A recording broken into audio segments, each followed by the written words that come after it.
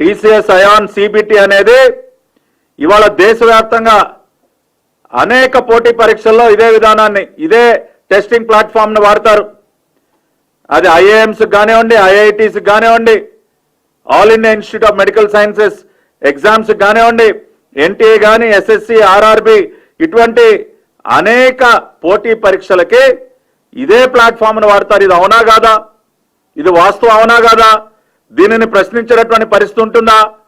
ఇప్పటికీ TCS iON computer based testing platform మీద 15 కోట్ల మంది వివిధ పరీక్షలకి హాజరవటం జరిగింది. 15 కోట్ల మంది.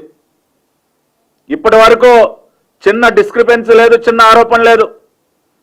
అటువంటి same testing platform TCS iON computerised based testing ప్లాట్ఫామ్ను వినియోగించి 154 కేంద్రాల్లో 19 కేంద్రాలు అవుట్ ఆఫ్ ఆంధ్రప్రదేశ్ కూడా పరీక్షలు నిర్వహించి జూన్ 6, 2025 నుంచి జూలై 2, 2025 వరకు 24 ఎగ్జామినేషన్ డేస్లో TCS iON computerised based testing platform పైన పరీక్షలు నిర్వహించడం జరిగింది.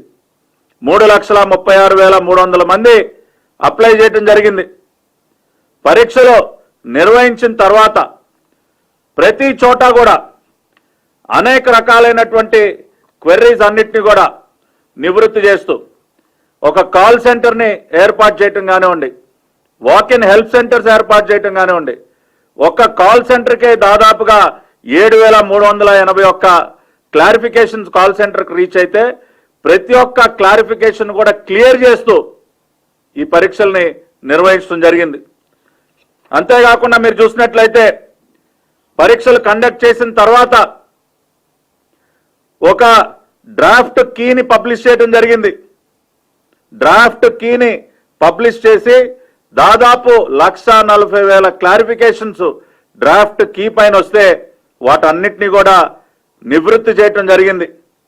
5/7/2025 ఇనీషియల్ కీస్ని రిలీజ్ చేసి 12/7/2025 వరకు కూడా అబ్జెక్షన్స్ని రిసీవ్ చేసుకుని వాటన్నిటినీ కూడా క్లియర్ చేసి 1/8/2025 ఫైనల్ కీని విడుదల చేయడం జరిగింది.